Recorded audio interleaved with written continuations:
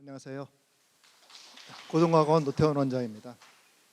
이른 아침부터 이렇게 고 김정욱 교수님을 기리기 위해서 이 자리에 참석해 주신 여러분께 진심으로 감사드립니다. 김정욱 교수님은 우리 고등과학원의 초대 원장이셨고 또 우리나라 기초과학 분야의 큰 방향을 제시해 주신 분이었습니다.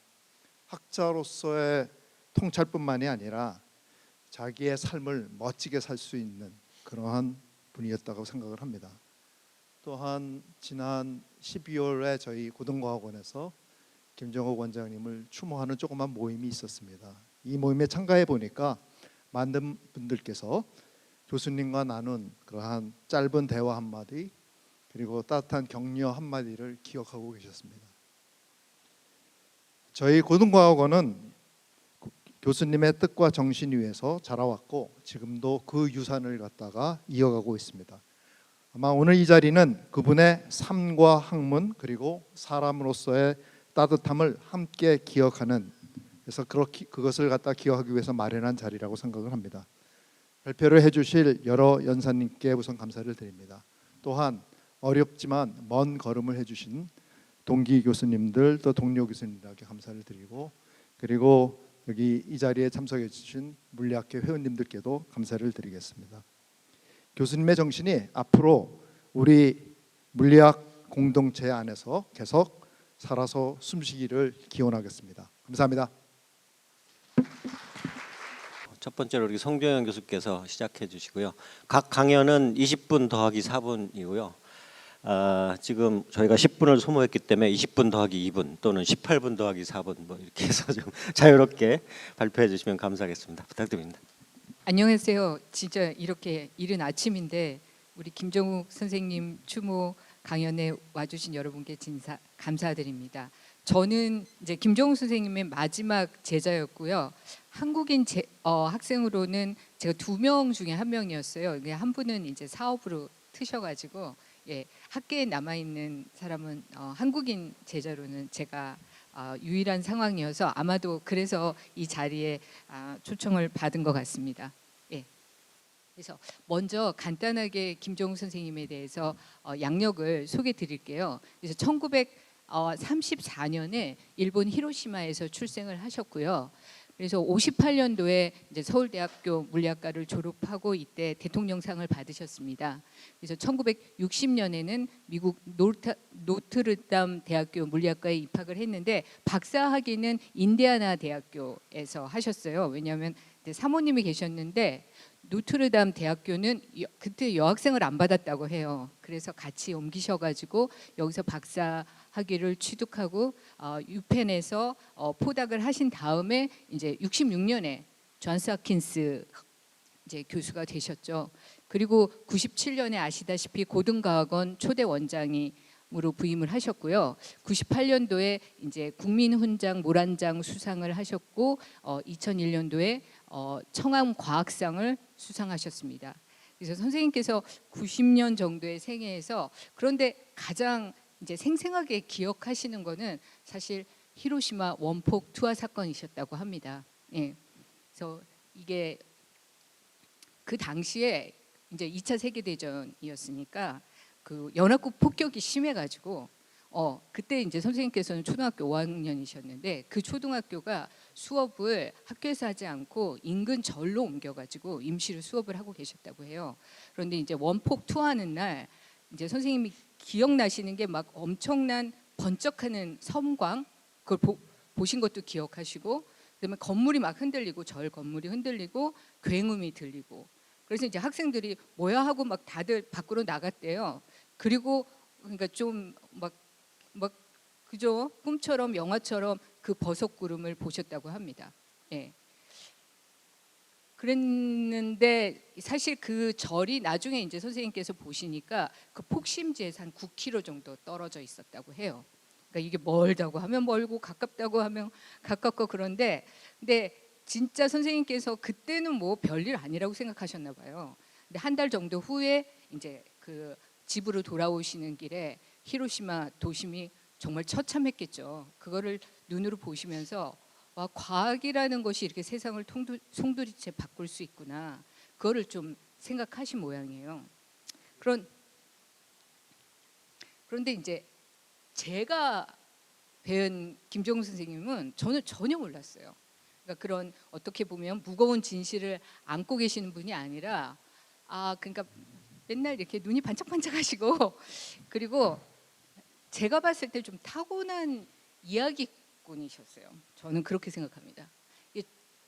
저는 이제 1991년도에 존스 홉킨스에 입학을 했거든요. 그리고 고해가 유독 입학생이 좀 많았어요. 제 동기들이 많았어요. 그랬는데 다들 좀 어떤 분위기가 있었냐면, 내가 입자 물리학을 전공하진 않지만 우리 양자 장론, 퀀텀 필드 시어리 정도 우리 다 들어보자, 이런 분위기가 있었어요. 그리고 첫 학기에 이제 김정우 선생님께서 기초, 그러니까 상대론적 양자역학 및 양자장론 시작을 이제 강의를 하셨거든요. 그래서 다들 호기롭게 듣긴 시작했는데 좀 걱정이 많았죠, 그죠? 너무 어렵지 않을까?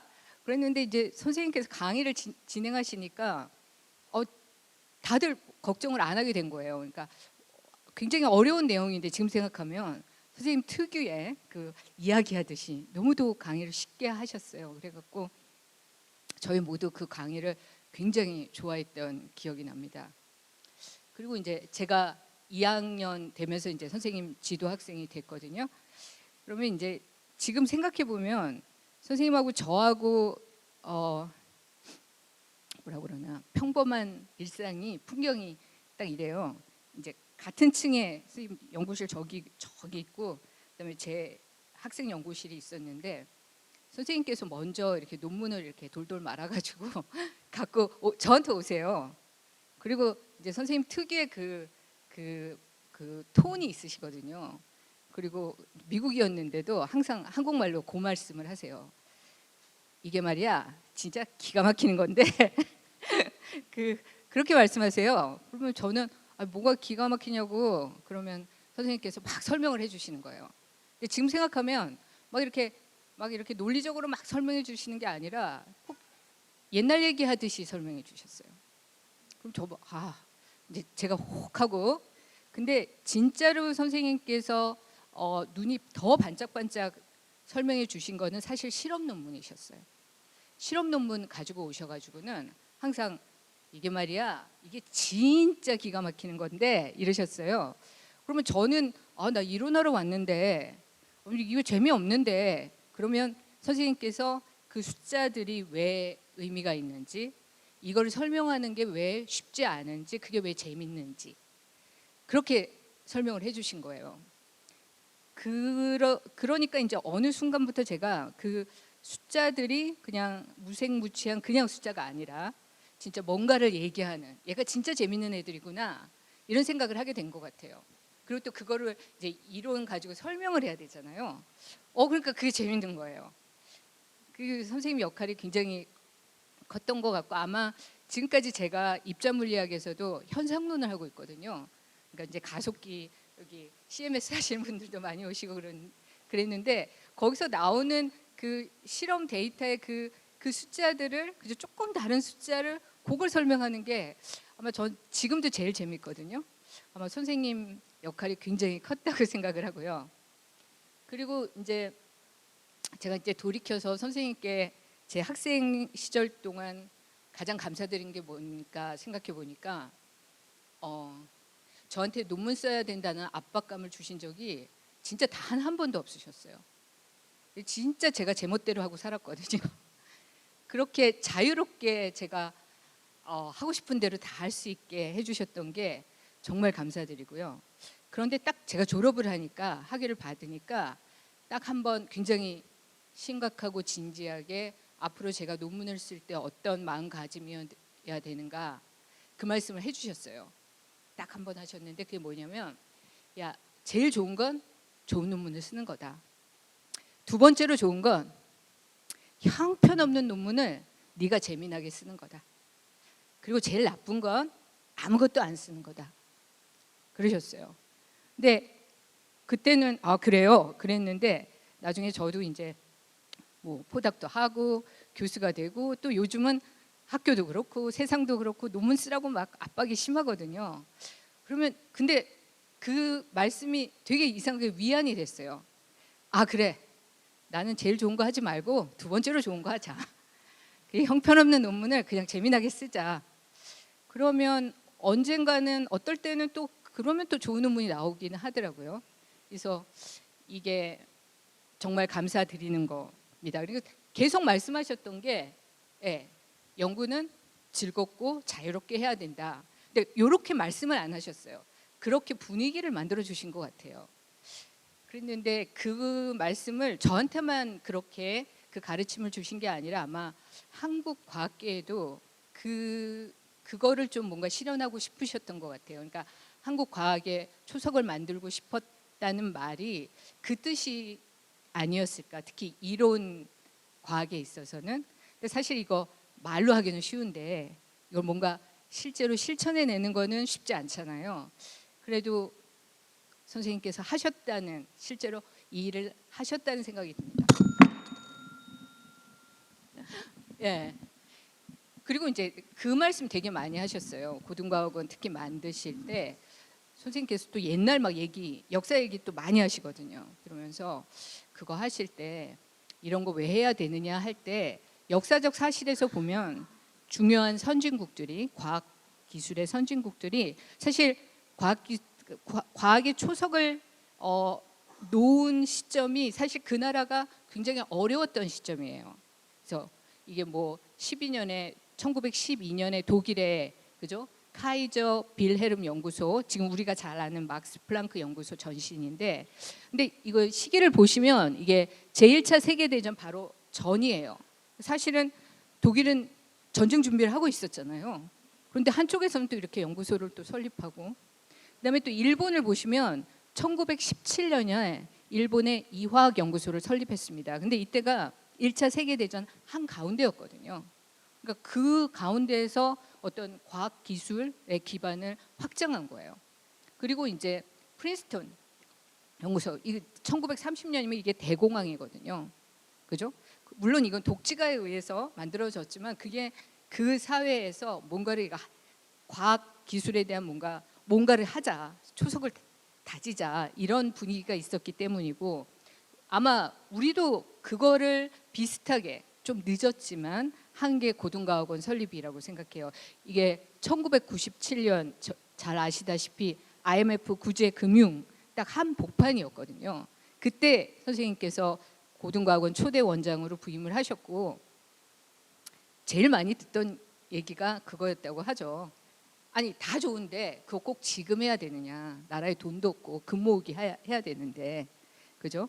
그래도 지금 생각하면 했어요. 그리고 그때 교수님 3분, 그 다음에 연구원 3분 이렇게 출발을 하셨고, 그 고등과학원이 지금의 우리의 현재 이 멋진 고등과학원으로 성장했습니다.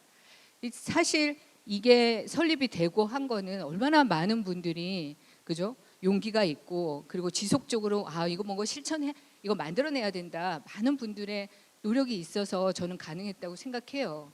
하지만 동시에 우리 김종욱 선생님의 그 역할이 결정적이었다고 저는 생각합니다. 그건 아무도 부인할 수 없을 거라고 생각을 합니다. 예. 그런데 이제 제가 개인적으로, 그리고 주변에 이제 저와 같은 그 후학들한테 선생님께서 주신 유산이라고 할까, 그것이 단순한 고등과학원 설립만은 아닌 것 같아요. 이 여러 가지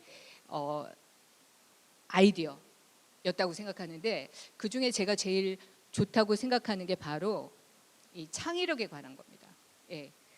이제 사석에서는 선생님께서 우리 한국 과학교육은 이렇게 가면 안 돼, 그 말씀 굉장히 많이 하셨는데 그 중에서 가장 많은 게 이거였어요. 창의력 부분에 대한 거였어요.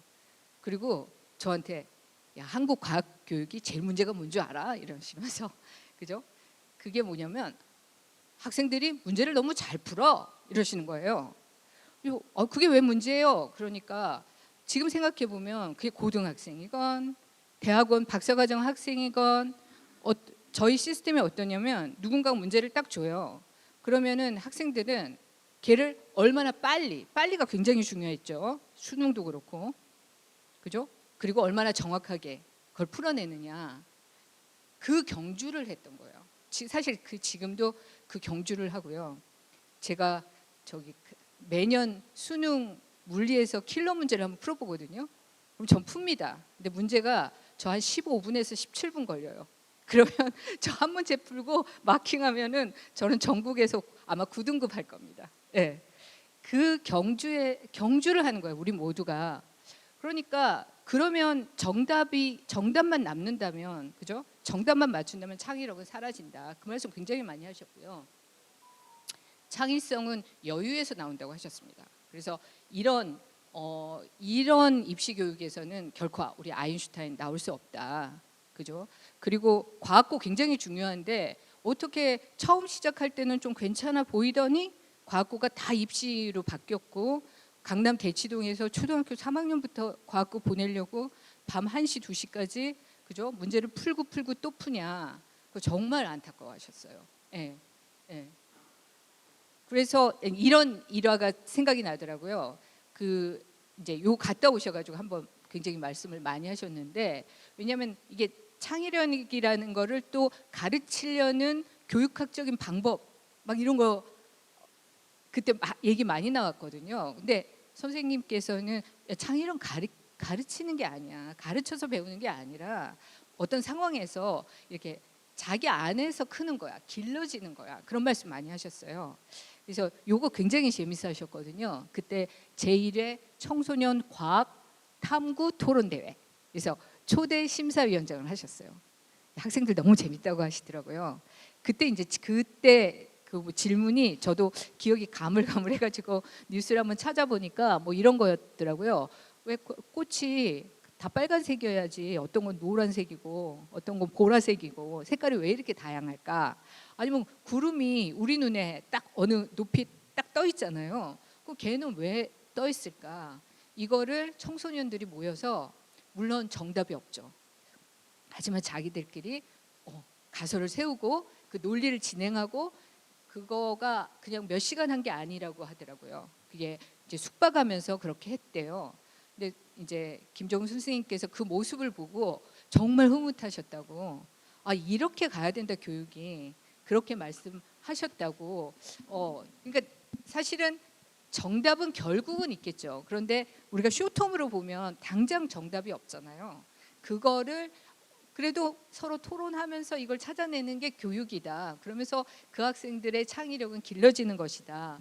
이렇게 말씀하셨습니다. 4분 남았습니다. 예, 마지막입니다. 마지막인데 요거는 이제 저한테도 몇 번이나 말씀하셔가지고 요 부분은 제가 마지막으로 드리고 싶은 말씀이 바로 이 평가에 대한 부분입니다. 평가. 그러니까 우리가 이제 학생들을 창의성 있게 키우고, 그죠? 교육을 통해서 키우고, 그리고 우리 과학계가 굉장히 창의력 있는 연구를 해내고, 그런데 이 모든 것을 물거품으로 만들 수 있는 것이 바로 평가 시스템이 엉망일 때라고 그걸 걱정하셨어요. 예. 그리고 또 이제 감안을 해주시는 것이 좀 그래도 저희가 그죠? 10년, 20년 전에 얘기니까. 예.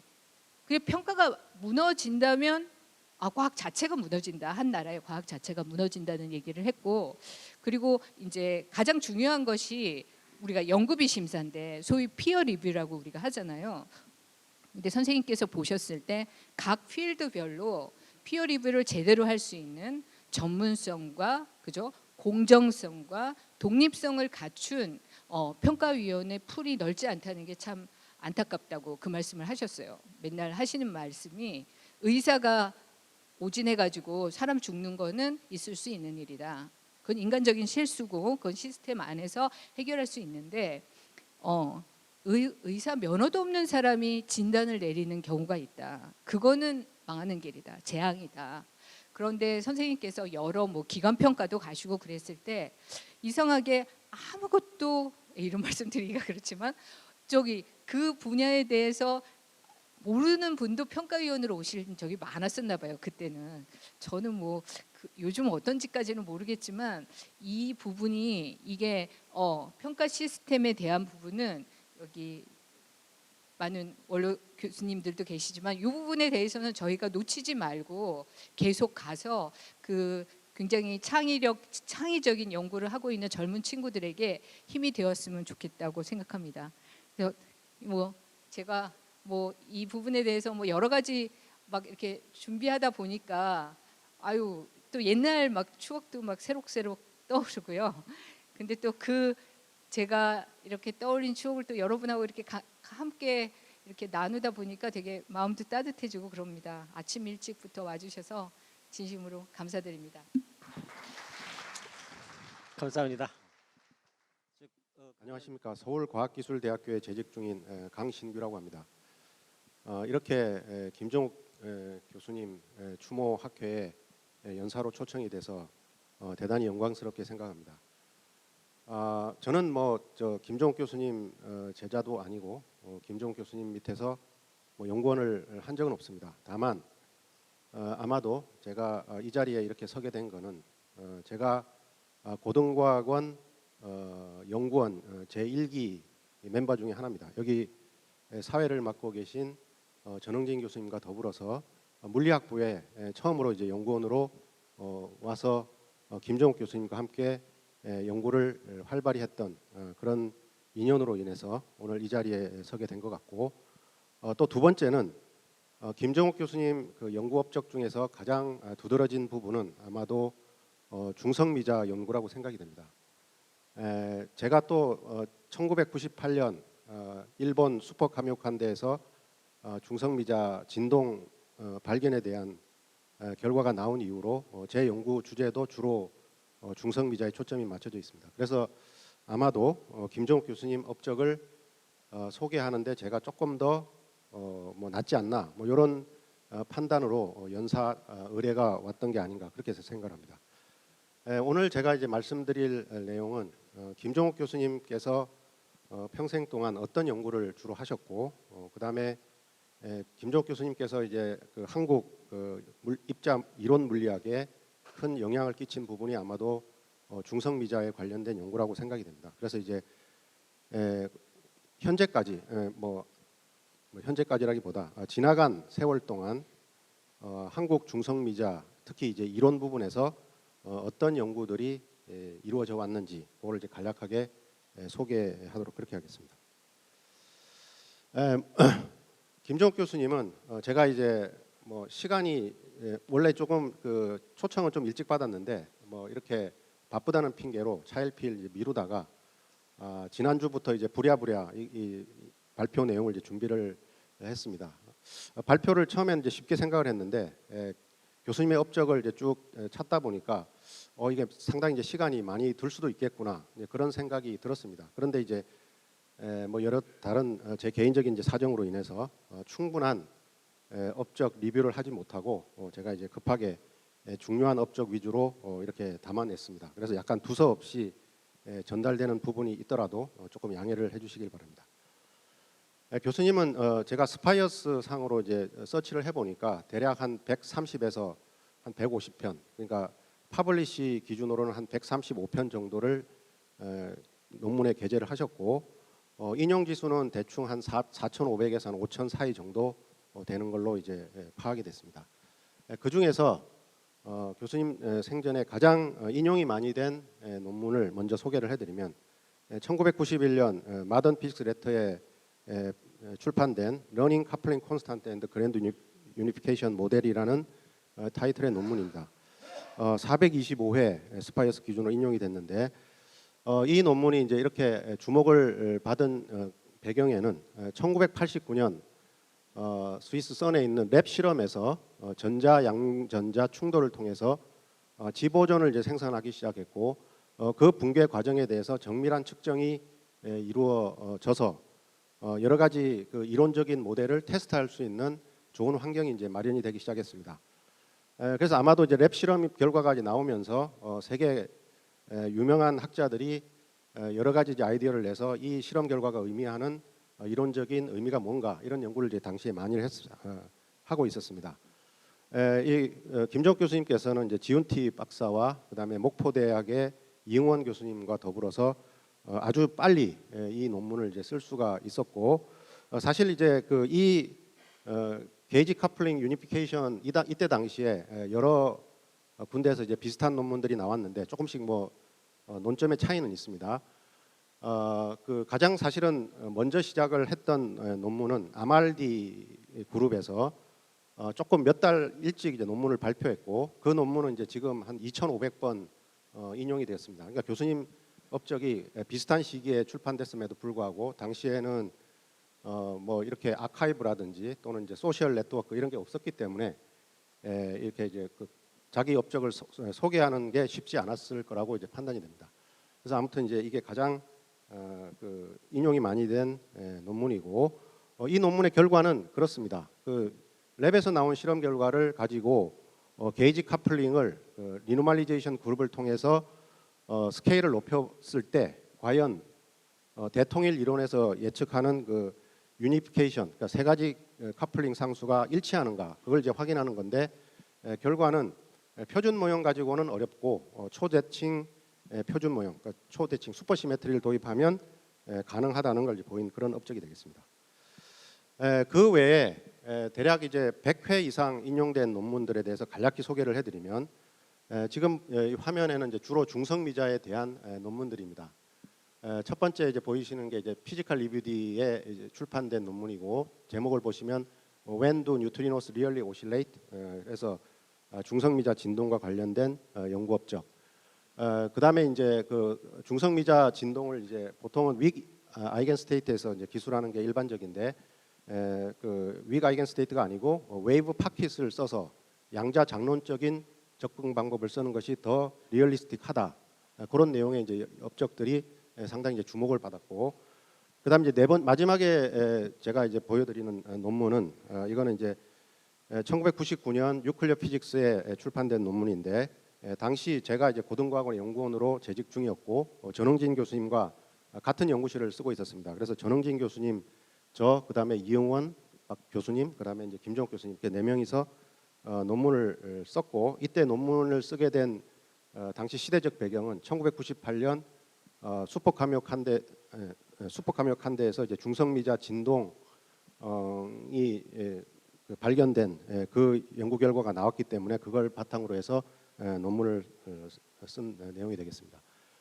그 밖에도 뭐 중성미자 숏 베이스라인 뉴트린 오실레이션에 대한 업적, 그 다음에 최기훈 교수님과 더불어서 최기훈 교수님이 아마 존스 홉킨 대학의 연구원으로 재직 중이던 때였다고 이제 추정이 되는데, 피지컬 리뷰 레터에 Mass Renormalization by Instantons and Strong CP Problem 이라는 논문이 꽤 인용이 많이 된 논문이 되겠습니다.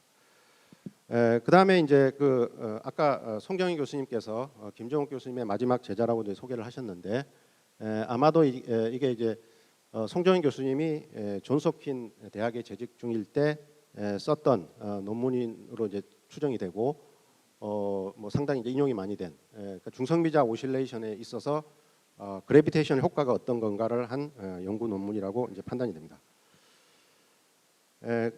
뭐 이 정도로 이제 인용이 많이 된 논문을 이제 소개해드리고, 지금부터는 이제 간단히 주제별로 물리학의 입자 물리학에 그리고 이제 우주론에 어떤 기여를 하셨는지를 이제 간략하게 말씀드리겠습니다. 시기적으로 1965년부터 1975년 사이 한 10년간 김정욱 교수님께서 주로 연구를 하셨던 주제는 베타 디케이에 관한 현상론이 되겠습니다. 1965년은 아마도 추정컨대 펜실베니아 대학에서 연구원으로 재직 중이셨던 거로 추정이 되고, 1966년부터는 이제 존스 홉킨 대학의 이제 교수님으로 부임을 하셨습니다. 상당히 이제 가장 인생에서 액티브한 시절이었다고 이제 그렇게 판단이 됩니다. 스파이어 상으로 제가 이제 찾아보니까 제일 첫 번째 출판된 논문은 제일 위에 소개해드린 대로 피지컬 리뷰 139에 출판된 논문이고, 베타 붕괴를 골드버그 트라이만 릴레이션을 적용해보는 뭐 그런 연구가 첫 번째 논문으로 이제 검색이 됐습니다. 그리고 이제 보시는 화면 내용에 있는 대부분의 연구 업적들은 베타 붕괴에 대한 내용들이고, 그다음에 1969년부터 1980년까지 한 10여 년간 김종욱 교수님께서는 weak interaction에 대한 연구를 집중적으로 하셨습니다. 이 연구를 이제 하시게 된 배경은 아마도 1968년 글라쇼, 살람, 와인버그 이 세 사람에 의해서 전자기력과 약한 상호작용이 이제 통일된 소위 일렉트로 윅 티오리가 완성이 된 시점이었습니다. 그러니 아마 자연스럽게 대부분 많은 이론 물리학자들이 약한 상호작용에 대한 연구를 활발히 진행했을 거로 추정이 되고 김종욱 교수님도 거기에 이제 기여를 많이 하신 것 같습니다. 그 중에서 이제 그 흥미로운 논문 중에 하나가 1975년 피지컬 리뷰 레터 34에 출판된 논문인데 그 새로운 뉴 미디엄 인터랙션, 그러니까 새로운 종류의 게이지 상호작용이 가능하다는 것을 이제 제안한 그런 내용입니다. 그 게이지 보존의 질량 크기는 3.1 GeV 또는 3.7 GeV 파티클인데 이 논문을 쓰시게 된 배경은 지금 이게 뒤집어져 있는데 왜 뒤집어졌는지 모르겠네요. 1974년 입자 물리학의 또 커다란 또 발견이 이루어졌는데 소위 이제 노벰버 레볼루션이라고 해서 1974년 11월에 사무엘 팅과 리터 이 두 사람이 독립적으로 제이프사이, 오늘날 이제 제이프사이라고 명명하는 새로운 레조넌스를 발견한 시점인 것 같습니다. 그때 이제 이 제이프사이 레조넌스의 매스가 하나는 3.1, 하나는 3.7. 그러니까 3.7은 아마도 excited 된 state라고 이제 추정이 되는데 그렇게 이제 두 입자에 대한 레조넌스 결과가 이제 발표하자 바로 이제 그게 CC바 바운드 스테이트라기보다 그러니까 이때는 참코크가 있는지 없는지 뭐 이론적으로는 참코크가 있어야 된다 그런 논문들은 있었지만 실험적으로 이제 참코크에 대한 에비던스를 이제 보지는 못했던 이제 시절인데 바로 이 실험 결과가 이제 그걸 증명한 이제 실험 결과라고 볼 수가 있고 교수님께서는 참코크의 바운드 스테이트가 아니고 새로운 종류의 상호작용이 아닐까 이렇게 이제 아이디어를 내서 독창적인 일을 하신 것 같습니다. 물론 이제 지금은 뭐 틀린 업적이 뭐 결과이긴 하지만 당시에는 상당히 이제 흥미로운 내용 중에 하나였고 그다음 바로 또 이어서 피지컬 리뷰 레터에 시메트릭 8 쿼크 앤드 8 렙톤이라는 타이틀의 논문을 쓰셨습니다. 당시에 아직 이제 빅쿼크라든지 그다음에 톱쿼크 그래서 제3세대 입자들이 발견이 되지 않았던 시절인데 그럼에도 불구하고 쿼크가 8개와 또 렙톤도 8개가 있는 그런 모형을 스타디를 하셨습니다. 근데 사실은 처음 이제 김종욱 교수님이 생각을 하신 건 아니고 일본 수즈키 박사가 8 쿼크 8 렙톤이라는 제목으로 논문을 먼저 쓴 게 있습니다. 뭐 자세한 거는 제가 이제 소개드리긴 좀 그렇고 그다음에 이제 1980년대로 접어들면서 그랜드 유니파이드 티오리에 또 여러 가지 연구 업적을 남기셨습니다. 이 그랜드 유니파이드 티오리를 이제 하시게 된 배경은 이제 뭐 잘 알려진 대로 1973년 파티 살람에서부터 시작된 그러니까 일렉트로 윅 티오리는 약한 상호작용과 강한 상호작용만 융합하는 모형인데 강한 상호작용까지 유니파이하려는 시도가 1973년부터 시작을 해서 뭐 유명한 1974년 조자이 글라쇼의 SU5 그랜드 유니피케이션 이론이 이제 등장하던 시절이었습니다. 교수님도 이제 이 그랜드 유니피케이션 티오리에 흥미를 가지시고 연구를 하셨는데 대표적인 업적들이 이제 SU8 그랜드 유니피케이션, SU8을 생각하시는 이유는 아마도 쿼크와 렙톤이 3 제너레이션이 있는데 이 3 제너레이션을 그냥 아예 하나의 통일된 멀티플 렛 안으로 넣으려면 아마 최소 게이지 그룹이 SU8이 돼야 될 것 같습니다. 그래서 이제 SU8에 대해서 연구를 해오셨습니다. 그다음에 이제 1978년부터 또 다른 사이드로 교수님께서 뉴트리노 피직스에 관심을 두고 연구를 조금씩 이제 해오셨는데 그 배경에는 1970년대 중반에 당시 소련의 SKAT 버블 챔버 실험에서 아노말리가 관측이 됐고 그러니까 표준 모형으로는 설명이 안 되는 그런 실험 결과 그다음에 선하고 이제 페르미랩에서 트리미온 이벤트가 관측이 됐는데 이 역시 당시 일렉트로 윅 티오리로는 설명이 되지 않는 그런 현상들이었습니다. 그래서 이제 그거를 설명하기 위해서 도입을 한 게 뉴트럴 헤비 렙톤 그러니까 이제 무거운 중성미자죠. 그러니까 질량이 이제 뭐 무겁다고 해서 뭐 현재 GeV 뭐 이런 건 아니고 뭐 제일 무거운 게 한 MEB 정도 되는 중성미자가 있으면 이 실험 결과들을 설명할 수가 있다 하는 이제 그런 내용들을 교수님께서 연구를 하셨습니다. 그 다음에 이제 그 70년대 후반에 들어서 중성미자 이론 부분에서 또 두드러진 발전이 이루어졌었는데 79년에 이제 시소 메커니즘 해서 중성미자 질량이 왜 가벼운가가 이제 제안이 됐고 그 다음에 이제 한 6년 뒤에 1985년 스미르노프 미카예프 이 사람에 의해서 MSW 효과가 이제 발표가 됐는데 사실 이제 MSW 효과의 시작은 1979년 볼펜슈타인이긴 합니다. 근데 이제 스미르노프 미카예프가 레조넌스가 일어날 수가 있다. 그 레조넌스에 의해서 오실레이션이 크게 일어날 수가 있다는 이제 논문을 발표를 했는데 거기에 아마도 영감을 받으셔서 1980년대 중반부터 교수님께서 마요라나 뉴트리노에 대한 연구를 집중적으로 하신 것 같습니다. 그다음에 이제 제가 마지막에 이제 이렇게 박스를 쳐서 1988년 피지컬 리뷰 디 37에 실린 논문을 간략하게 소개를 해드리면 요거는 중성미자 진동 백큐미든 메타에서든 중성미자 진동을 이해하기 좋은 어떤 방법으로 지오메트리컬 레프리젠테이션하는 걸 제안을 하셨습니다. 바로 이제 이 그림이 이제 유명한데 이 그 소위 뭐 그 일반 물리에 나오는 스핀 프리세션 그러니까 스핀 세차 운동 그거와 유사한 방식으로 중성미자 진동을 설명하신 이제 그런 연구 업적이 되겠습니다.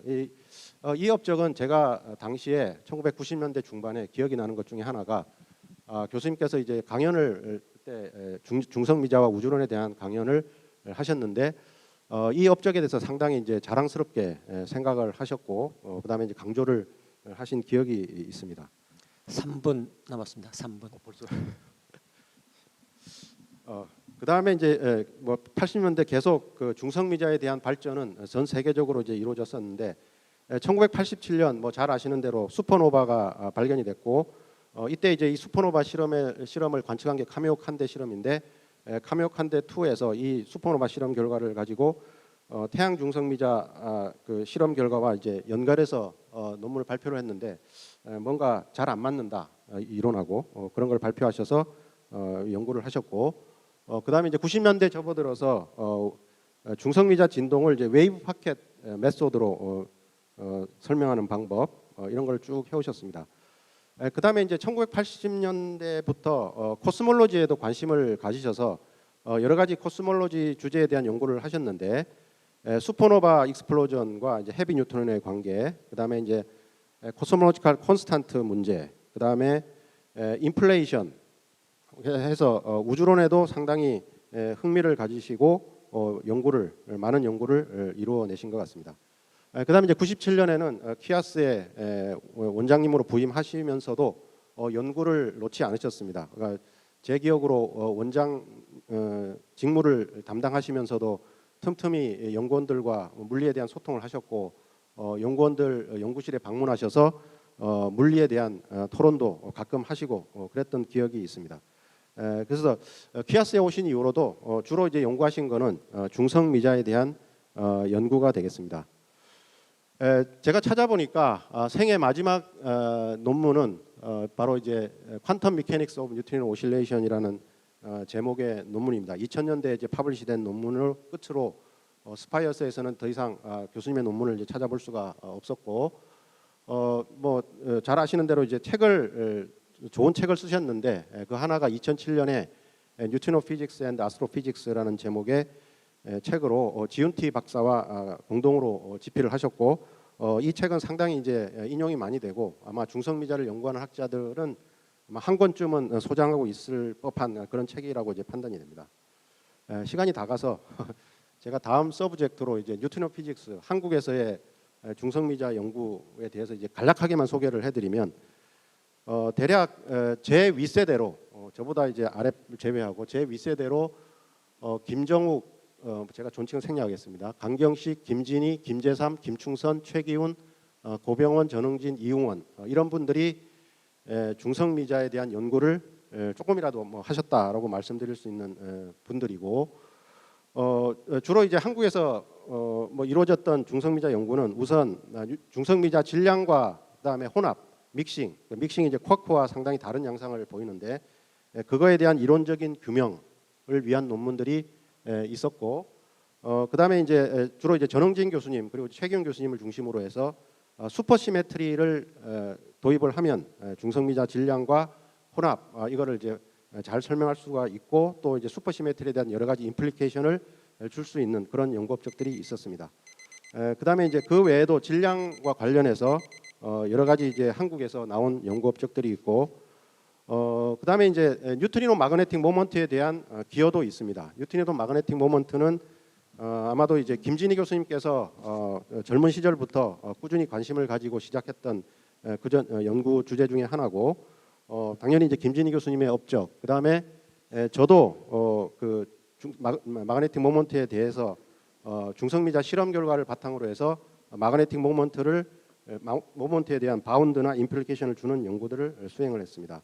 그다음에 이제 스트라일 뉴트리노에 대한 연구도 활발히 이루어졌었는데 한국인으로서 이제 처음 쓴 스트라일 뉴트리노에 관한 논문은 아마도 LSND 데이터가 나온 바로 직후 강경식, 김진희, 고병원 교수님 이 세 분이서 쓴 논문이 이제 처음이라고 이제 생각이 되고 그 이후에도 뭐 저를 포함해서 스트라일 뉴트리노를 연구한 학자들이 한국에 있었습니다. 그리고 이제 최경 교수님, 전흥인 교수님께서는 역시 이제 슈퍼시메트리에서 엑시노 이런 게 이제 스트라일 뉴트리노와 같은 비슷한 역할을 할 수 있다 이런 거에 대해서 연구를 하셨고 그다음에 이제 그 뉴트리노에서 CP 바이올레이션에 대한 연구도 한국에서 이제 많이 이루어졌었는데 요거는 이제 뭐 주로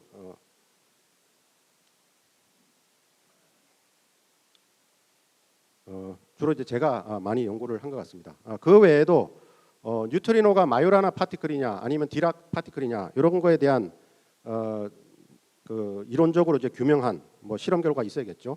그런 논문들이 또 있었는데 그 1999년 김정욱 교수님께서는 당시 연세대 김충선 교수님과 그다음에 이제 스베틱 지금 칠레에 재직 중인 학자인데 마요라나 뉴트리노를 E 플러스 E 마이너스 콜라이드에서 검증해 볼 수 있다 하는 연구가 아마 그 마요라나 뉴트리노를 한국에서 이제 연구를 하기 시작한 처음 일이라고 생각이 됩니다. 그 후에 이제 여러 가지 아이디어로 중성미자가 마요라나 파티클일 수 있는 가능성에 대해서 연구한 논문들이 한국에서 진행돼 왔고 그 외에도 이제 중성미자를 통해서 우주론의 여러 가지 프로블럼을 푸는 연구들이 많이 이루어졌습니다. 일일이 다 소개를 하지 못했고 그리고 현재에도 젊은 학자 이제 저도 이제 어느덧 시니어가 돼 버렸는데 주니어 또는 이제 중진급의 한국의 뛰어난 젊은 이론 물리학자들이 중성미자와 관련된 연구들을 활발히 하고 있어서 김정욱 교수님께서 한국에 오신 이후로 중성미자 연구에 대한 그런 영향이 상당히 크다고 그렇게 말씀드릴 수 있겠습니다. 두서없이 이렇게 긴 시간 경청해 주셔서 대단히 감사합니다. 네, 꼼꼼하게 리뷰해 주셔서 감사드립니다. 김정욱 교수님은 이론 물리학자셨고 저는 이제 실험 물리를 하고 있는데 여러 가지 좀 관계된 거 있고 작년에 돌아갔을 때 너무 착잡한 그 감정이 있었는데 오늘 실험과 이론 어떻게 이제 관계가 되었는지 추모를 하는 입장에서 히스토리 역사적으로 좀 밟아가 보도록 하겠습니다. 처음에 제가 김정욱 교수님을 저는 이제 95년도에 그 전까지 그 일본의 KK에 근무를 하고 있다가 이제 95년도에 서울대학교 브랜풀로 들어와서 방희찬 교수님 하이퍼 뉴클리어 피직스를 좀 하고 있었을 때였습니다. 그러니까 97년에 사실 김정욱 교수님이 고등과학원 원장으로 부임하셨을 때 그때 이제 97년에 처음에 광경찬 교수님께서 저보고 이 하늘 프로젝트가 진행되고 있어서 이걸 어떻게 같이 해볼 수가 없겠냐 그래서 제가 보고 흔쾌히 하겠다고 해서 이제 같이 실험을 준비를 하게 되었습니다. 97년부터 98년까지 했고 중단이 되었던 그런 실험입니다만은 하늘 프로젝트 자체는 하이에너지 아스트로피직스 뉴트리노 레보레토리 프로젝트라 그래서 이제 여기 있는 것처럼 커다란 자석을 40제곱미터 넓이의 자석을 놓고 upward going muon, 그러니까 뉴트랄리노 아날레이션, 암흑물질이 스캐터링에 의해서 지구 중심에 좀 더 많이 있게 되는데, 이론적으로는 그것의 아날레이션에 의해서 upward going muon을 측정하려고 했던 그런 마그넷으로 측정하려고 했던 그런 실험이었고, 김정욱 교수님이 초등을 하면서 거의 동시에 아마 이 프로젝트에 관계를 하셔서 이원영 교수님과의 친분 관계도 있으셨고, 프로젝트 리더의 성격도 갖고 계셨습니다. 그래서 콜라보레이션 미팅 할 때 여러 번 같이 오셔서 같이 디스커션도 하고 시뮬레이션 결과도 이야기를 하고 해서 저로서는 그때 김정욱 교수님 처음 만나서 여러 가지 질문도 제가 들은 적이 있고, 이런 중성미자의 엑스퍼트시니까 저는 너무 이제 기쁜 마음에 여러 가지를 여쭤보고 그랬던 기억이 생생합니다. 그때가 처음 이제 제가 김정욱 교수님 만나서 이론 물리학자시지만 실험에 굉장히 많은 그 디테일한 그런 관심을 많이 갖고 계셨던 그런 분이셨어요. 그러니까 지금은 이제 이 하늘이 중단되었지만 그렇지만 이제 이노칼이라는 비슷한 검출기가 프로포즈 됐고, 이노칼도 진행이 안 되고 있기 때문에 다시 고려해 봐야 될 그런 프로젝트라고 생각을 합니다. 근데 이제 그 중단되고 나서 97년부터 안에서 저와 그리고 김성희 교수님 그리고 김홍주 교수님 이렇게 해서 또 하나의 트라이를 실험적으로 해봤던 것은 다크메탈 실험이었는데, 국내에서 처음으로 이제 국내에 기반한 그런 입자 물리 실험을 한번 해보자, 그런 생각으로 2000년도에 그 과기부의 장유과제를 김성희 교수님 되고 이렇게 해서 PI로 하고, 그때 자문위원회를 맡으셔서 실제로 이제 그 검출기 부분이라든지 이렇게 많이 관심을 갖고 어떤 식으로 이제 실험이 진행되면 좋겠다 이런 조언을 많이 주셨습니다. 경북대, 세종대, 연세대, 이화여대 등이 참가를 해서 국제 최초로 이제 국내 입자 공동 실험 그룹을 만들게 되었습니다. 그리고 이제 이런 업적으로 2006년에 처음에 이 DMRC 다크메탈 리서치 센터 서울대에 있는 그 김스의 PI로서 고시바상을 김성희 교수님 수상을 한 그런 업적이 있습니다. 처음으로 이게 입자 물리 실험을 국내에서 처음으로 이제 기획을 하고 진행을 하면서 2000년부터 양양의 실험실을 이제 만들기 시작을 하고, 2006년에 한국에 생겨진 첫 번째 입자 실험 논문으로 킴스 실험의 데이터가 이제 PLB에 출판이 됐고, 2007년에 처음에 이제 우리나라에서는 처음에 PRL 페이퍼가 킴스 실험으로 나왔습니다. CSI 검출을 가지고 윈프의 인터랙션 크로스 섹션과 그 당시에 이제 암흑물질 실험의 그 포지티브한 결과라고 주장이 되었던 다마 실험 결과를 헤일로 모델로 어느 정도 컨스트레인트를 주었던 그런 첫 번째 실험 결과를 얻었습니다. 그래서 우리나라에서 참 그 입자 실험, 한국 기반한 입자 실험을 처음에 시작한 그런 게 되었고요.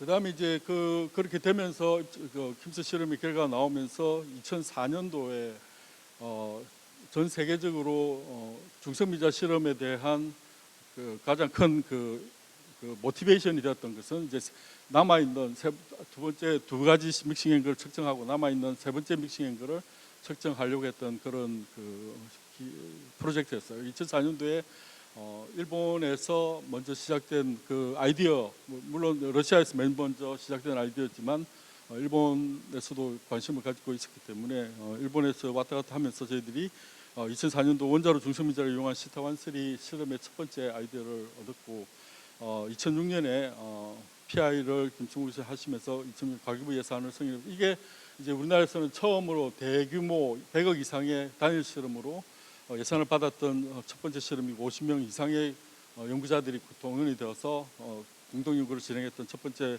프로젝트라고 볼 수 있습니다. 서울대, 전북대, 전남대, 중앙대, 동신대, 경상대, 경북대, 부산대, 세종대, 서경대, 서영대, 성균관대 이렇게 처음에 조인을 해서 공동 연구를 진행을 했고, 6년도에 막 시작을 해서 2010년도에 오른쪽에 있는 이 검출기 두 개를 똑같은 검출기를 두 개를 만들어서 하나는 가까이 놓고 하나는 멀리 나와서 진동 현상을 이제 보려고 하는 그런 시험인데 이걸 똑같이 만드는데 가장 중점을 두었어요. 그래서 뭐 검출기 하나에 있는 프로톤 숫자하고 검출기 두 번째에 있는 프로톤 숫자가 같은지 그런 연구를 많이 진행을 했었습니다. 그리고 처음부터 르노 실험에는 키아스의 김정욱 교수님하고 고병현 교수님, 전현주 교수님이 자문 이론단으로 참여를 했고 2007년도에 아까 김정욱 교수님 그 펀더멘털스 그 책이 출판이 되고 2007년도에 이제 르노 콜래보레이션 미팅을 했을 때 그 책에 사인도 저희들 연구원들이 많이 받았고 그때 이제 오프닝 리마크로 해주셨고 르노 실험에 대해서 많은 지원을 해주셨습니다. 그리고 거기에 대한 여러 가지 이론적인 검토도 많이 해주셨고요. 그래서 잘 알고 있는 스토리이긴 합니다만은 2012년 11년도에 한국에서 열렸던 로우 에너지 뉴트리노 컨퍼런스에서 여러 가지 실험들이 다 모여서 의논을 했는데 그때 르노의 진척 사항을 많이 알고 갔고 다이베이 쪽에서 중국 쪽에서 그 다음에 이듬해에 2012년 3월 8일 날 저희들이 놀랍게도 중국에서 먼저 예상 못하게 프리프린트가 먼저 나오고 우리가 김종국 교수님 중심으로 이렇게 빨리 해서 4월 3일 날 프리프린트를 내게 됐습니다. 그 PRL 페이퍼는 4월 27일 다이베이가 나오고 5월 11일 날 르노 2주 후에 PRL 페이퍼가 업데이트가 됐고요. 그 중간에 다이베이 그 페이퍼 프리프가 먼저 나오고 난 다음에 김정욱 교수님이 조선일보에 기고한 내용은 이렇습니다. 그래서 중국이 처음부터 이제 검출기 중국은 6대 하디텍타에 4대, 리어디텍 2대 놓고 실험했는데 한 대가 완성이 안 된 상태에서 먼저 이제 시작을 했고 르노는 그 전에 르노는 좀 빨리 진행이 되고 있는 것을 알고 그렇게 됐는데 중국은 그때 영광을 방문하면 한 달 반 만에 정치를 가동을 시작했고 중국이 워낙 크니까 그래서 중국이 이렇게 밀어붙일 재력과 인력이 충분히 있었다. 그러나 게임이 끝난 것은 아니고 르노도 곧 결과가 나온다고 한다. 이 분야의 실험에서 몇 줄 정도 차이는 있지만 거의 동시한 것을 간주한다. 르노도 빠른 시일 내에 좋은 결과를 발휘한다. 이렇게 일부러 기고를 해주셨어요. 그래서 2012년 4월 5월 11일 날 나간 이 PRL 페이퍼가 현재는 2560번 사이테이션이 되어 있는 그런 그때 오실레이션한 결과 약간 디스토션이 있긴 하지만 그 위에 다이베이와 거의 비슷한 결과를 얻어서 현재까지도 작년까지 르노는 이제 하고 현재는 이제 중단이 되어 있는 상태입니다만 2024년 작년에 뉴트리노 컨퍼런스에서 르노와 다이베이 실험 결과를 나타낸 그래프입니다. 다이베이가 하나는 이제 가톨륨 캡처된 결과와 하나는 하이드로젠 캡처된 결과 이렇게 두 가지를 비교를 했고 리액터 뉴트리노 전체의 에버리지한 결과도 나와 있습니다. 그러니까 세 번째 믹싱 앵글이 맨 마지막에 측정되긴 했지만 현재는 세 번째 믹싱 앵글의 에러가 가장 작은 그러니까 그게 뭘 의미하냐면은 2004년도에 시작되었던 그 실험이 얼마나 시급했고 얼마나 많은 임팩트를 줄 수 있는가 예상되었던 그런 실험이라서 한국도 급하게 추진을 했던 거고 굉장히 성공적으로 진행이 됐던 가장 성공적인 예라고 봐야 될 것 같습니다. 봅니다. 다이베이는 2.8%, 르노는 6.5%의 에러를 현재 2024년도에까지 발표를 하고 있고, 뭐 레코그니션은 당연히 이제 굉장히 많은데 2016년에 브루노 폰테코브 프라이즈를 김성 교수님 실험 책임자로 이제 입항하고 니시카 교수는 이제 다른 업적으로 했지만 받았고, 2024년 작년에 유로피언 피지크 소사이티에서 하이에너지 파티클 피지크 프라이즈로 이제 실험 그룹의 두 다이베이 그룹과 르노 그룹에 주고 찰스 코 교수는 이제 다른 업적으로 이제 공동 수상을 하게 됐습니다. 2,500번의 사이테이션을 받은 우리나라에서 가장 큰 그 업적이라고 볼 수 있고요. 거기에 이제 르노 김정욱 교수님이 하셨던 그런 격려와 그리고 관심 그리고 디테일한 그 조언도 많이 있었습니다.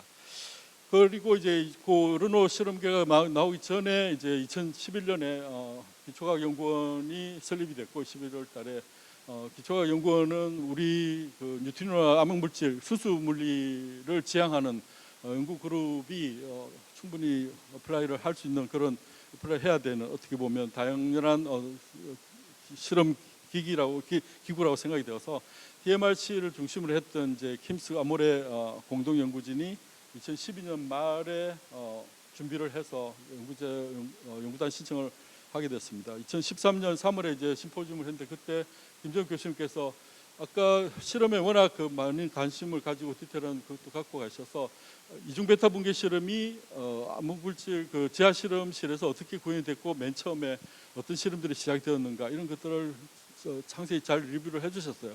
그래서 Short Historical Perspective on Underground Physics라고 해서 그때 연구단이 출범하는데 많은 격려를 했고 동기를 주셨고요. 이때 이제 심포지엄 마치고 제가 뭐 여러 사람들이 다베타 디케이 실험을 하기 위해서 그때 가장 큰 뉴트리노 그 오더링이 매스 오더링이 결정이 안 되고 지금 현재도 결정이 되어 있지 않습니다. 곧 이제 중국 실험이나 여러 가지 실험에서 5년 정도 안에 이제 뉴트리노 매스 오더링이 결정될 거라고 예상을 하고 있는데 그때 이제 결정이 안 돼서 이중 베타 붕괴 실험을 하는 입장에서 매스 오더링이 노말이냐 인버티드냐 이제 교수님께 물었는데 교수님께서 뭐 당연히 노말이라고 보여진다 그렇게 하셨는데 이제 그렇게 개설하신 건 아닌 것 같고 이론적인 이제 그게 계셨던 것 같은데 제가 뭐 그런 상세한 이론적인 베이스를 물어볼 수는 없었고 현재는 뭐 노말로 저희 실험 결과도 이제 그렇게 나와 있긴 한데요. 좀 더 결정되려면 몇 년 더 시간이 걸릴 것 같습니다. 그래서 이제 그렇게 CUP 안더그라운드 지하실험 연구단이 시작이 되고 3척 저희들이 지금 현재는 이제 예미랩에 완성이 됐지만 당시에는 이제 3척 그 지하실험실을 추진을 하고 있었어요. 그때 첫 번째 이제 국제 컨퍼런스를 열었고 많은 분들이 이제 계신 분들도 많이 참석을 해주셨는데 김정욱 교수님 참석하셔서 여러 가지 이야기를 해주셨고 그 다음에 처음 하부터 지금 매년 2년 정도마다 국제 자문회의를 엽니다. 한 2박 3일 동안 여는데 김정욱 교수님이 첫 번째, 세 번째 다 참석을 해주셔서 여러 가지 자문을 주셨는데 당시에도 숏베이스라인 스테라일 뉴트리노 실험을 저희들이 할까 말까를 고민을 좀 하고 있었을 때 그런 작은 규모의 스테라일 뉴트리노 김정욱 교수님 제가 개인적으로는 김정욱 교수님이 그렇게 스테라일 뉴트리노에 대해서 익사이트 되어 있으시지는 않으셨던 것 같아요. 제 개인적인 느낌은 그러셨는데도 그런 작은 규모의 실험을 컵 같은 연구단에서 추진하는 게 중요하다. 그런 의미를 의견을 주셨습니다. 그래서 이제 그 현재까지 저희들이 지하실험 연구단이 했던 세 가지 중요한 결과는 이제 아까 이야기했던 스테라일 뉴트리노의 당시에 이제 2014년, 17년 정도 결과지만 아직 결정이 안 되고 있었을 때 리액터 아노말리라는 게 있었는데 그것을 이제 네오스 아까 이야기했던 쇼페이스라는 실험에서 제외를 할 수가 있었고요. 그다음에 다마 아까 이야기 들었던 시슈마이드 실험으로 결정을 못했던 다마 실험에 대한 결과를 지금 현재는 이제 고산 실험에 그 연수 부단장님이 지금 책임자로 있는 고산 실험에서 3시그마 이상으로 이제 부정이 되어서 다마 실험 작년에 이제 이탈리아에서 중지를 했고 현재는 그 결과에 대해서 이제 아노말리에 대한 여러 가지 국제적인 그 이런 그 고에너지 물리학이나 해서 아노말리에 대한 대응을 어떻게 하느냐 이런 데 대해서 여러 가지 디스커션을 이제 하고 있는 중입니다. 그래서 좀 더 이제 확실하게 결과를 내려고 하고 있고 이중 베타 붕괴는 현재는 이제 작년에 몰리브덴 100에 대한 세계 최고의 반감기 한계를 얻었고 아모레에서 이제 100배 정도 더 센시티브를 갖고 아모레 2 실험은 올해부터 시작을 할 예상으로 있습니다. 그래서 2022년도에 뉴트리노 컨퍼런스를 학회에서 서울에서 열기로 했었는데 코로나 때문에 버추얼로 이제 열게 되었고 굉장히 당시에 이제 90세 생일 때보다도 이때가 사실은 더 건강이 조금 안 좋았었던 것 같아요. 근데도 오프닝 뉴트리노 컨퍼런스 오프닝 굉장히 중요하게 여겨지는 행사이긴 한데 30분 동안 그 뉴트리노의 그 역사와 의미, 그 뉴트리노 피직스에 대한 간결한 요약을 해주셨습니다. 많은 분들이 감동을 받았던 것 같고요. 1,400명이 참가하면서 오프닝을 잘 해주셨습니다. 그래서 그 이후에 이제 지금 김정욱 교수님이 그 관계됐던 2007년부터 국내 실험에 많은 조언과 그리고 직접적인 디스커션도 해주시고 그렇게 하셔서 국내 기반 실험이 킴스, 르노, 아모레, 코사인, 니오스, 가파에 이제 최근에 이제 경북대 시작하고 있는 실험인데 파브리케이션 보면 2004년도부터 이런 그 오서가 콜라보레이션으로 되어 있는 페이퍼 숫자가 연간 15편 정도 지금 나오고 있습니다.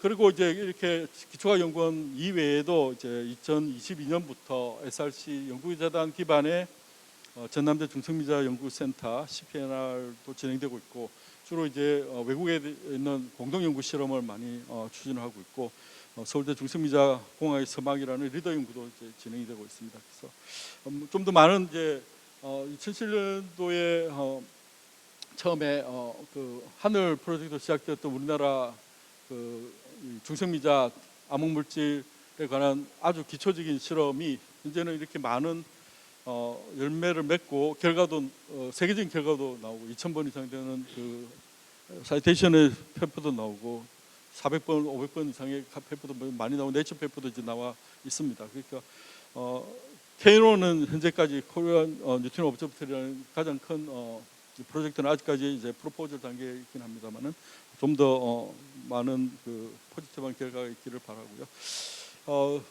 그래서 제가 생각하기에는 김정욱 교수님은 이제 항상 제 이야기를 사실은 이제 김정욱 교수님이 원장님에서 이제 하고 그 2층에 있는 옆에 방으로 이제 옮기셨고 난 뒤에 제가 이제 기차시험 연구단이 단장이 되고 나서 몇 번 이렇게 자주 이제 그 방으로 찾아뵀었습니다. 그리고 현재 진행되고 있는 실험 상황도 많이 이야기를 드리고 뭐 이런 여러 자 이야기도 해주고 하셨는데 그런 것에서 느껴졌던 거는 항상 김정욱 교수님은 이제 실험에 많이 관심 있고 이론뿐만 아니라 같이 돼야 되고 실험 그룹 수준이 국제적인 레벨로 우리나라 그룹이 국제적인 레벨로 되는 것이 굉장히 중요하다. 그리고 이제 그런 관심을 기울여 주셨고 제가 옆에서 보면 과학을 하는 그 태도에 관해서는 이제 우리가 과학이라는 것이 뭐 여러 가지 정의를 할 수 있겠습니다만은 그 과학을 한다는 것 자체에 가장 중요성을 두면 된다. 그리고 그런 그 모습을 항상 보여주셨던 것 같아요. 그리고 제가 거꾸로 지금 이제 이 단계에서 한번 이걸 작성하면서 이제 물어본 게 있는데 만약 김정욱 교수님이 안 계셨더라면 지금 하늘부터 저기까지 진행됐던 게 잘 진행될 수 있었을까 이렇게 이제 제가 질문을 해봤는데 아닌 것 같습니다. 그러니까 김정욱 교수님이 이런 그 여러 가지 실험 그룹에 참여를 하시면서 도움을 주신 것뿐만이 아니라 과학 정책 그리고 과학 자문 정책 자문을 많이 하셨 수밖에 없는 위치에 계셨다고 생각을 합니다. 그래서 김정욱 교수님이 만약에 그런 노력을 안 하셨다면 아마 지금과 같은 그런 우리나라 실험 결과를 얻지는 못했지 않았을까, 실험 그룹을 형성하지 못하지 않았을까 하는 그런 생각을 해봅니다. 저는 개인적으로 지난 30년 동안 김정욱 교수님 병에 돌아가셨고 굉장히 많이 그런 감정이 있습니다. 감사합니다.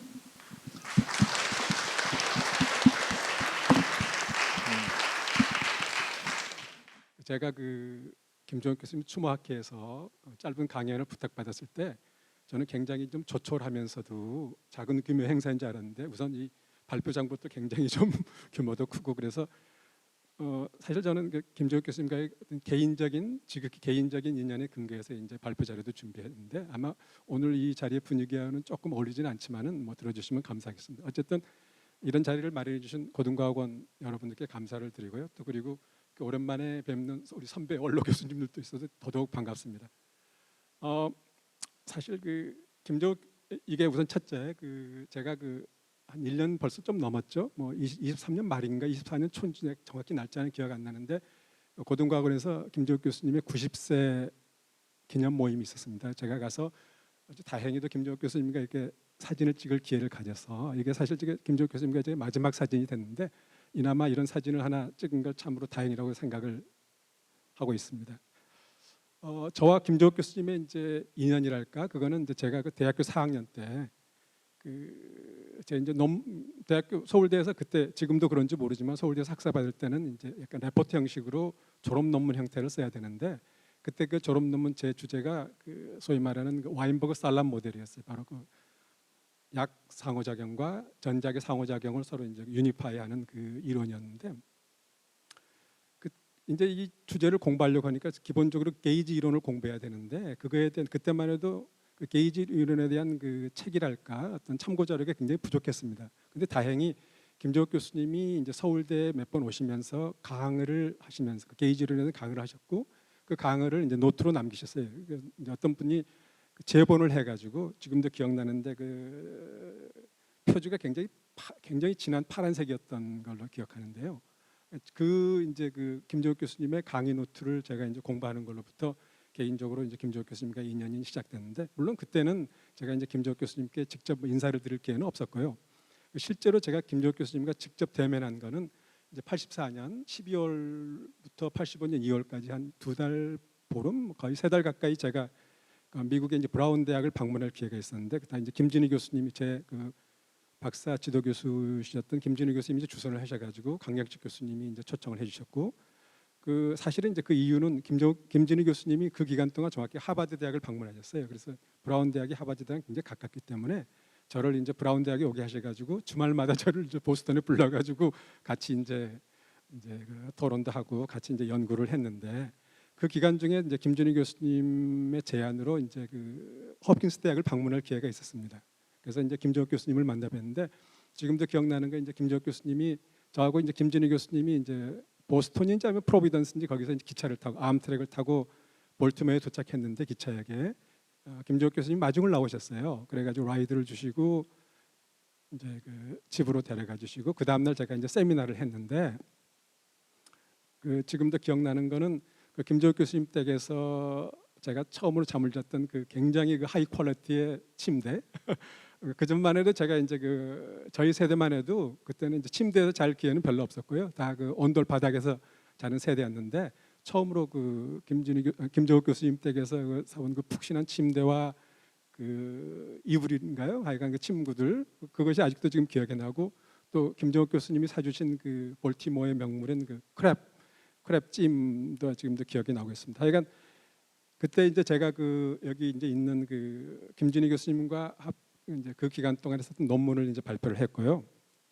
그래서 이제 그런 식으로 이제 김종욱 교수님께 제가 처음으로 그 인사를 드릴 기회가 있었고, 그때 이제 김종욱 교수님이 저를 좀 그러면 조금이라도 잘 보셨는지, 그 사실 이제 그 다음에 86년에 이제 2월에 제가 서울대에서 박사과정을 마치고, 그해 9월에 이제 그 과학재단 그 방문 포닥 지원 프로그램 1년간 이제 하버드 대학에서 연구원을 하기로 이제 계획이 있었는데, 우리 김진희 교수님하고 김종욱 교수님 생각에 이제 제가 그 한국에만 계속 있다가 그 하버드 같은 데 가서 급격히 이제 가면은 거기서 적응하기가 좀 어려울까 걱정이 되셨는지, 하버드에서 연구원 생활 시작하기 전에 한 6개월 정도 허프킨스 대학에 방문해서 방문 연구원으로 있으라고 그런 제안을 하셨어요. 그래서 제가 실제로 허프킨스로부터 오퍼레터까지 받고 그 여러 가지 그 서류도 다 받았는데, 근데 갑자기 그때 그 비자 관련된 규정이 바뀌어 버렸어요. 그래서 그 전에는 전혀 없었는데 갑자기 그 순간부터 그때를 전후로 해가지고 어떤 경우든 뭐 유학 비자라든지 뭐 방문 비자 그런 거 할 때는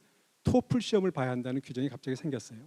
그래서 제가 근데 토플 시험을 저는 전혀 필요 없다고 생각했고 준비를 전혀 안 했고, 토플 시험을 보려면 또 시간이 걸렸기 때문에 결국은 우리 김종욱 교수님이 그 마련해 주신 기회를 제가 이제 그 혜택을 누리지 못했는데요. 그래서 결국은 뭐 이제 거의 8월까지 한국에 남아 있다가 이제 8월 말에 이제 하버드로 가는 이제 그런 식으로밖에 안 되는데, 제가 사실 이제 그 8월에 나가기 전에 지금도 그런지 모르지만 그 과학재단 지원 프로그램으로 이제 나가려면은 소위 말하는 안보 교육을 받았어야 됐어요.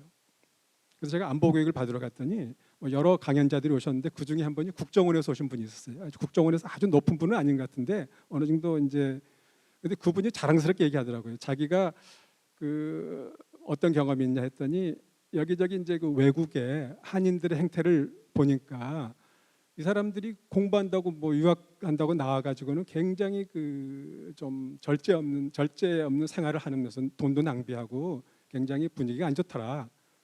그래서 자기가 건의를 해가지고 이제부터는 어떤 형태로 유학을 나오면 반드시 토플을 봐야 하게 제도를 바꿨다. 그래서 저를 못 나게 한 그 원흉분이 그때 그 오셔가지고 강의를 하신 이제 경험이 있는데, 어쨌든 이제 제가 그 86년 9월부터 87년 이제 여름까지 그 하버드에서 1년간 그렇게 아주 행복한 생활은 아니었는데요. 그렇게 썩 적응을 못했는데, 그래서 결국은 제가 그 해에 미국에서 포닥을 지원했는데 아무 데서도 오퍼를 받지 못했어요. 그래서 제 일생에 이제 그 물리학적 커리어에서 상당한 위기 상황에 봉착됐는데, 그때 역시 김정욱 교수님이 결정적인 도움을 주셨습니다. 그래서 87년 여름부터 88년 8월까지 포닥 존스 홉킨스에서 포닥을 할 수 있는 기회를 주셨어요. 지금도 바로 그 기회를 주신 게 제 물리학적 커리어의 가장 중요한 말이, 이게 없었으면 제가 뭐 그나마 이 정도의 그 위치까지 오지는 불가능하지 않았을까 하는 생각이 드는, 정말로 제 일생에 가장 큰 도움을 주신 김정욱 교수님이라는 생각이고, 이거에 대한 감사의 마음은 지금도 변함이 없습니다. 그래서 이제 제가 홉킨스에 가서 한 일을 간단히 이제 보면은, 우선은 그 촉군 일, 그때 이제 굉장히 촉군 이론이 굉장히 많은 관심을 끌던 때라서 그 촉군 현상론에 대해서 그 하버드에서 했던 몇 가지를 이제 홉킨스에 가서 정리를 했고요. 그래서 그 일이 끝난 후에 이제 본격적으로 김정욱 교수님과 이제 공동 연구를 시작했는데, 그때 아까 언급이 있었지만 87년에 그 초신성이 터졌습니다. 이게 바로 지금까지 유일무이한 그 뉴트리노, 그 초신성으로부터 나오는 뉴트리노를 우리가 디텍트할 수 있는 형태의 초신성인데, 그때는 잘 몰랐는데 지금 생각하면 이거 정말 엄청난 이벤트였고, 엄청난 그 의미가 있는, 우리한테 엄청난 그 정보를 제공해주는 과학적으로 그런 이제 사건이었죠. 그래서 김정욱 교수님의 이제 그 제안, 그리고 그때 마침 그 서울대 김재환 교수님이 또 홉킨스를 방문하고 계셨는데, 그 두 분 선생님들의 제안으로 저도 이제 이 그 슈퍼노바 물리에 대해 관심을 가지게 됐고요. 그 관련된 일을 시작하게 됐고, 그래서 이제 이런 두 개의 페이퍼를, 하나는 김정욱 교수님과 썼고, 그 다음에는 이제 아까도 언급이 됐지만은 제가 개인적으로 좀 생각하게 있던 그 스트롱 스피 프로블럼과 관련된 물을 우리 김정욱 교수님과 같이 이제 한 게 있고요. 그래서 제가 나름대로 이제 홉킨스에서 생활은 굉장히 해피했고, 거기 있는 학생들하고도 굉장히 이제 즐거운 시간을 많이 가졌는데, 그것뿐만 아니라 이제 홉킨스에서 제 첫 딸을 낳는 크나큰 기쁨도 이제 가졌고요. 이제 이런 경험 후에 이제 제가 그 94 한국으로 이제 92년쯤에 한국으로 93년쯤 한국으로 돌아올 수밖에 없었는 여러 가지 개인적인 사정이 있었는데, 돌아와서 94년에 이제 카이스트의 물리학과 교수직을 시작할 수 있는 큰 행운을 제가 갖게 됐습니다. 이거는 어떻게 보면 이제 우리 첫째 우리 김진희 교수님 이제 굉장히 그 강력한 추천이 있었고, 거기에 이제 우리 강경식 교수님은 또 그 카이스트의 김정은 교수님과 굉장히 친분이 깊으셨던 분이기 때문에 강경식 교수님도 많은 이제 도움을 주셔가지고, 제가 우리 김정은 교수님의 그 결단으로 제가 카이스트에 이제 교수직을 얻을 수 있는 행운을 이제 갖게 됐는데, 사실 그때만 해도 카이스트 박사를 제외하고 국내 박사로서 카이스트 교수가 되는 것은 상당히 쉽지는 않은 분위기였다고 생각합니다. 그런 면에서 우리 김정은 교수님이 큰 결단을 내렸고, 저는 개인적으로 그 어떻게 보면 한국에서 가장 연구 여건이 훌륭하고 우수한 학생들이 있는 카이스트에서 그 제가 연구를 하고 그 다음에 교육을 할 수 있는 정말 엄청난 행운을 가지고 생각하고요. 이것도 제 일생의 가장 큰 행운 중에 하나였다 생각합니다. 제가 이제 카이스트에 부임하니까 사실 그때 이제 김정은 교수님 계셨지만, 김정은 교수님은 곧 은퇴를 앞두셨고, 그 다음에 이제 입자물리학 분야에 고인규 교수님이 계셨지만, 고인규 교수님이 이미 분야를 떠나셔가지고 어떻게 보면 저희 굉장히 좀 애로운 처지였는데, 그때 이제 저하고 분야는 다르지만 우리 이용희 교수님, 김병현 교수님 두 분이 저를 굉장히 많이 이제 개인적으로 인카레지를 많이 해주셨고, 또 여기 앞에 계신 신석철 교수님도 기회가 있을 때마다 저를 북돋아 주시면서 좋은 연구를 해야 한다는 식으로 이제 계속 말씀해 주셔가지고, 그것도 굉장히 지금 큰 그 정신적으로 저에게 큰 도움이 되는 일이었습니다. 자, 그래서 이제 고등과학원 설립으로 이제 제가 겪었던 고등과학 설립과 관련된 과정을 제가 이제 간단히 제 기억에 근거해서 개인적인 경험에 근거해서 이제 말씀을 드리고 싶은데요. 사실 여기 신석철 교수님이 오셨지만은 사실 이 말씀을 한번 언제 기회가 되면 고등과학원 분들한테 제가 항상 하고 싶었어요. 언젠가 신석철 교수님을 초청해서 고등과학원 설립의 비화를 한번 들어봐라. 그런 말씀 드리고 싶은데 뭐 많은 분들이 아시겠지만 고등과학원 설립은 우선 기본적으로 우리 정근모 과기처 장관님 94년부터 96년까지 하신 그분이 이제 그 어떤 개인적인 소망이 있어가지고 프린스턴 고등연구소 같은 순수 이론 분야 연구소 설립을 이제 하고 싶다는 그런 소망이 있었고 그래서 이제 그때 제가 듣기로는 어떤 분한테 들었는지 모르지만 신상철 교수님이 저한테 말씀하셨는지도 모르겠어요. 그 정근모 박사님한테 들었는데 그 정근모 박사님이 김영삼 대통령한테 장관직을 제안받을 때 이 그 고등 이런 자기가 좀 새로운 연구소를 하나 만들고 싶다. 장관 정도면 그 정도의 어떤 그 자율성은 좀 주실 수 있지 않느냐 이제 그런 식으로 해서 나름 대통령으로부터 이제 내락을 반 정도 받았다는 얘기를 들었고요. 이제 그 사실은 근데 이제 정근모 장관님이 고등과학원 설립을 강력히 이제 진행하셨는데 그 기간 동안에 카이스트의 이제 원장님을 제가 보면 신상철 원장님 그 다음에 이제 죄송합니다.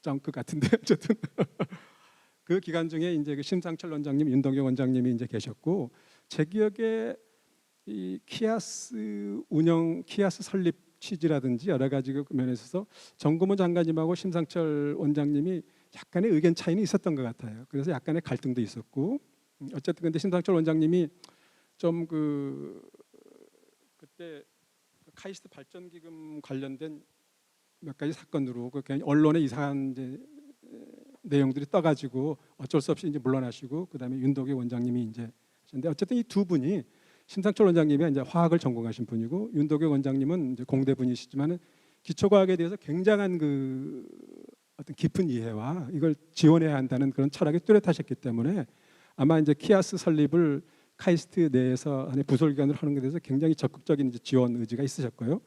근데 제 기억에는 우리 신상철 교수님이 설립의 실무에 굉장히 많은 역할을 하셨고 저한테 몇 번 얘기하셨는데 서울의 그 기숙사에서 주무셨어요?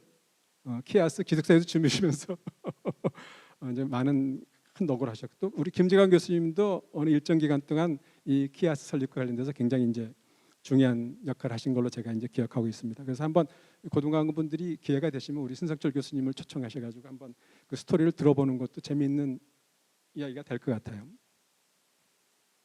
자 그런데 김정욱 교수님이 고등과학원과 왜 어떻게 이런 스페셜한 인연을 맺게 됐는가? 물론 뭐 여러 가지 그 이유도 있고 계기도 있으셨겠죠. 근데 제가 제 개인적인 경험으로는 사실은 제가 김정욱 교수님을 96년인지 95년인지 이 카이스트에 한 학기 동안 그 안식년으로 초청할 기회가 있습니다. 그 전까지는 김정욱 교수님이 한국에 이제 좀 장기간 머무실 때는 항상 서울대로 가셨어요.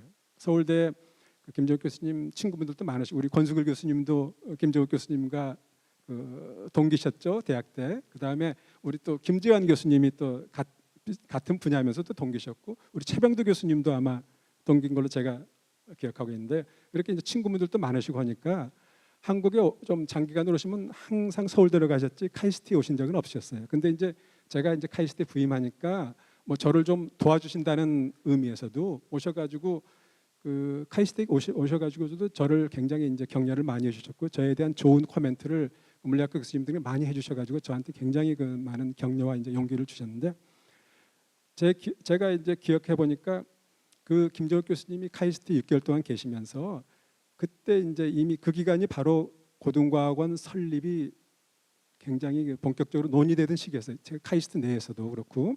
근데 그 명예철 교수님이 또 이제 그 키아스 설립에 많은 관여를 하셨는데 제가 보니까 그 김정욱 교수님이 이제 그 전에 명예철 교수님은 안면에 있었지만 그렇게 친분이 깊지는 않으셨는데 카이스트에 이제 계시면서 명예철 교수님과 굉장히 친분이 이제 깊어지신 것 같더라고요. 굉장히 자주 만나시고 그때부터 이제 고등과학원 원장의 가능성에 대해서 이제 약간의 그 제안 비슷한 것도 이제 들으신 것 같고, 근데 저한테 그때는 말씀하시기를 전혀 관심이 없으시다고 그랬어요.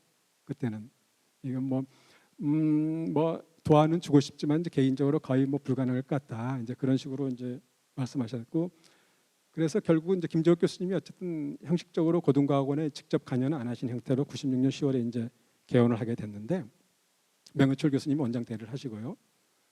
근데 아까도 언급했었지만 97년 말에 그 소위 말 IMF 구제 금융 사건이 터졌죠.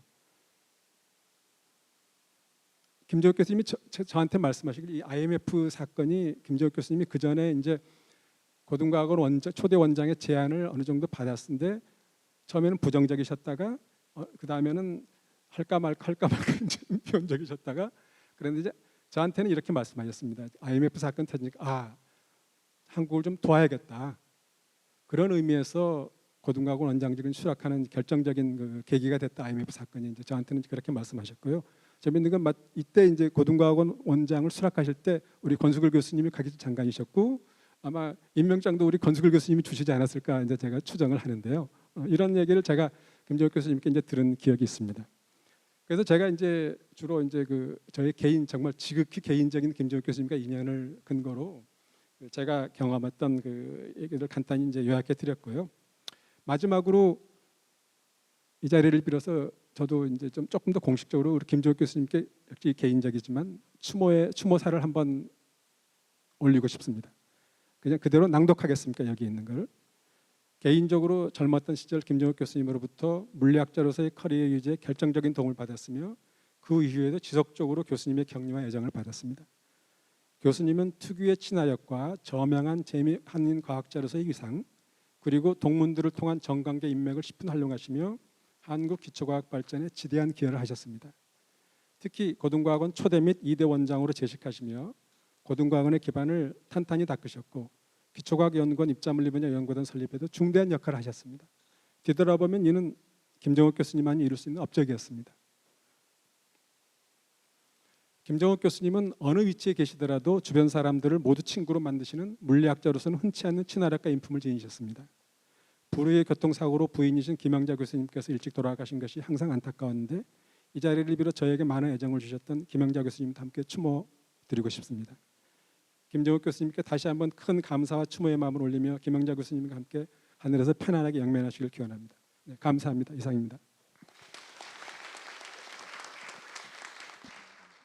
감사드리고요. 또 저희가 또 기회가 있으면 또 저희 그 노태원 원장님이 또 여러분들을 또 고등과학원에 초청해서 또 같이 이야기 나눌 기회를 만드시고 계시다고 들었는데요. 꼭 와주시기 바랍니다. 김정욱 교수님을 추모하면서 이렇게 함께 모여주신 여러분들께 감사드립니다.